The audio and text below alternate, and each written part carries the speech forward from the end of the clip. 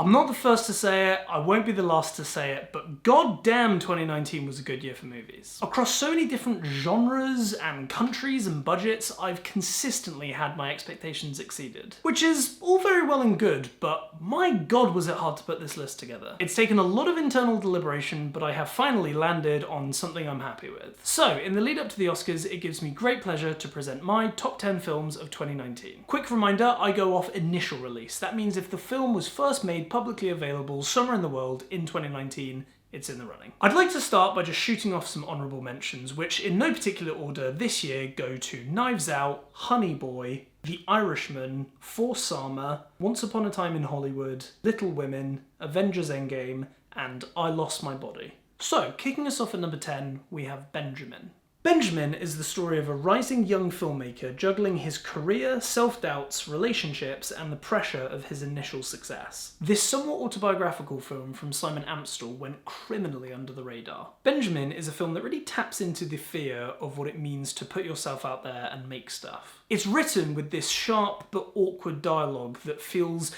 both bleakly comedic but also hilariously tragic. But beyond that, there's a real tenderness to this film. The relationships all feel incredibly earnest and raw, and there's a lot of depth hidden within the silliness. I was completely and utterly charmed by Benjamin. Couldn't help but watch the whole thing with this big, dumb smile on my face. I also don't know that I've related to a character more.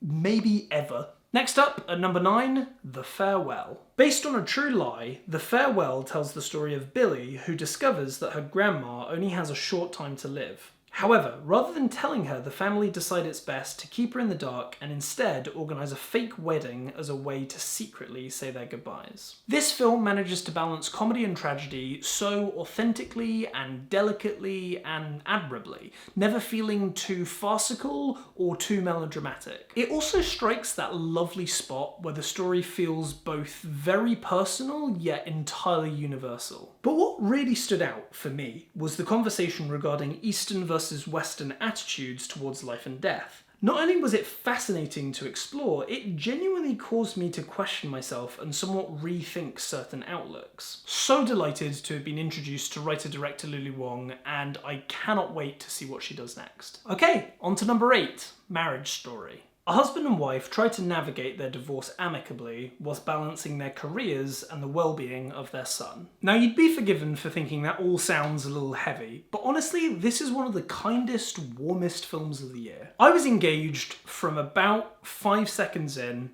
and then the film ended.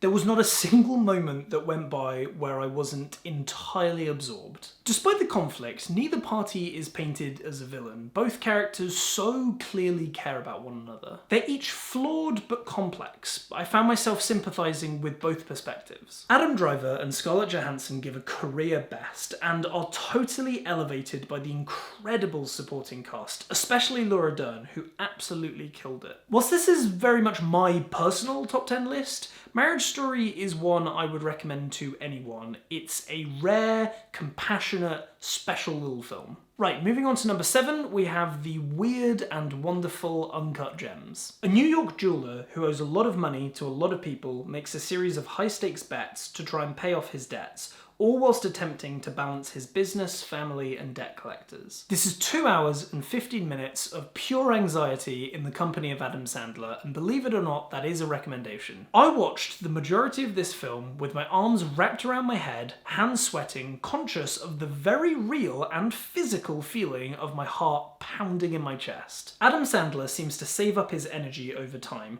giving a dramatic performance once every decade, and it's honestly worth the wait. He is so goddamn good in this movie. Another stylish, exhilarating, and fucking exceptional bit of filmmaking from the Safdie brothers. This honestly could have been my number 1 pick, and even then I would still say it was a very strong year for film. So number 6, we have this tiny little indie movie you may not have heard of called Toy Story 4. Woody and the gang join Bonnie on a road trip with her new toy Forky. The journey takes an unexpected turn when they're reunited with the long-lost Bo Peep. This meeting causes Woody to rethink what he wants from life as a toy. When Pixar first announced that they were doing a fourth Toy Story film, I was vehemently against it. I didn't think there was any story that this film could warrant. But thankfully, I have never been happier to be wrong. Toy Story 4 does the impossible and continues the series' unbroken streak of excellence. It builds on the themes and arcs of the previous films in a really subversive and meaningful way, to deliver another hilariously funny, utterly heartwarming, and gut-punchingly emotional Toy Story film. I honestly don't know if I could point to another film series in history with this level of exceptional consistency. 4 for 4, it comfortably earns its spot amongst the previous Toy Story films. A poignant and beautiful meditation on self-care, Pixar truly reminding the world what they do best. Okay, into the top 5, and at number 5 we have Jordan Peele's Us. A family's beach holiday turns to chaos when 4 doppelgangers appear in their driveway and begin to terrorize them. This film initially starts as an incredibly well-crafted and utterly terrifying home invasion flick. But as the story continues, it slowly transforms into something much more profound and chilling. As Jordan Peele has said, Us is somewhat of a Rorschach test, but I personally read it very much as a direct companion piece to Get Out. In the way that Get Out comments on Obama-era liberal racism critiquing the post-racial lie, for me, Us takes aim at Trump's America and this incredibly sad, dark era of blind tribalism we seem to be living in. But that's just one reading, and I think the film is very much designed to have multiple. I've certainly found myself in a lot of lengthy discussions with friends about the themes of this movie. Speaking of, I've linked to a spoiler-filled episode of Reasonable Beef in which we discuss some of our theories below. Anyway, particular mention goes to Lupita Nyong'o, who, in my opinion, gives 2 of the best performances of the year. It truly feels exciting to me to be alive in a time where Jordan Peele is making movies. I genuinely think he's tapping into something new, and I cannot wait to see what monstrosities he comes up with next. Okay, at number 4 we have 1917. During World War I, 2 British soldiers are given the order to cross over into enemy territory and deliver a message that could potentially save over 1,000 lives. Based on the trailer, if you had told me that this was going to end up in my top 10, I'd be pretty surprised. Because although there are, of course, a number of amazing war films, it's never a genre I get particularly excited for. But 1917 completely and utterly blew me away. At first, I was mainly intrigued from a production perspective, curious to see how they'd pull off the one-take style. But very quickly, that detail sort of melted into the background, and soon I was just entirely emotionally engrossed in the story. 1917 manages to pull off not only the huge, nail-biting spectacle, but more importantly, the scenes of tender, quiet humanity. It's a total cinematic magic trick from end to end. Avoid the trailer, leave your preconceptions at the door, and experience it on the biggest screen you possibly can. Pure, masterful filmmaking craft. It is staggeringly good. Okay, into the top 3, we have The Lighthouse. 2 lighthouse keepers try to maintain their sanity whilst living on a remote and mysterious island. This was one of those rare cinema experiences that felt truly unlike anything I'd ever seen. As the characters unhinge, the whole thing messes with your head, causing you to constantly reassess how you're reading the film. Are the bleak conditions driving them to insanity? Is one of them messing with the other? Is there a curse to the island? Are they just drunk? Are they crazy? Is one of them crazy? Am I crazy? It's this visceral, deeply unsettling, oddly hilarious, subversive, playful, disturbing experience. The kind of cinema that makes you excited about cinema. Also, Willem Dafoe has never made more sense to me than as a 19th century New England lighthouse keeper. He just belongs in this world. What a fucking unrelentingly good movie. Jesus. Okay, on to number 2.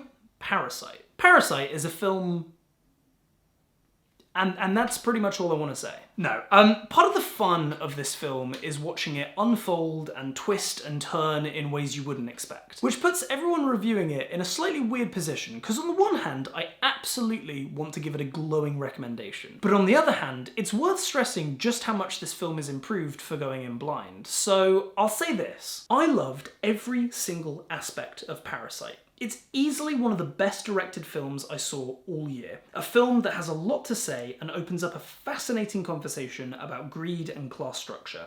I honestly could not get it out of my head. Praise be to Bong Joon-ho.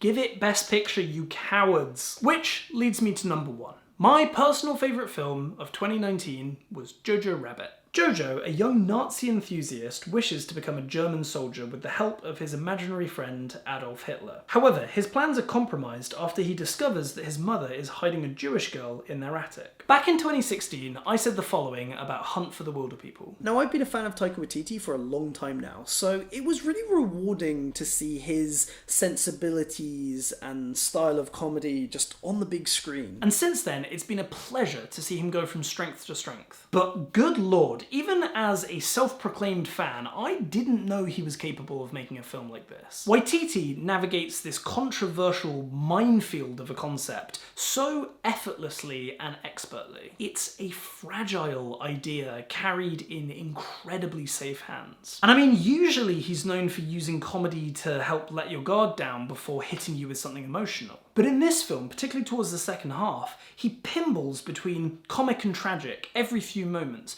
perfectly landing both tones in unison. I was mesmerised. Sat there with a huge lump in my throat, every funny detail causing me to laugh, every heartbreaking moment had tears rolling down my face. I was proverbial putty in the proverbial hands of the proverbial putty-making person. Seeing Taika Waititi step things up with this film felt so contagious. It got me jazzed to just want to go out there and make stuff. It was gleeful. I enjoyed every second. A powerful, subversive, heartwarming, heartbreaking movie.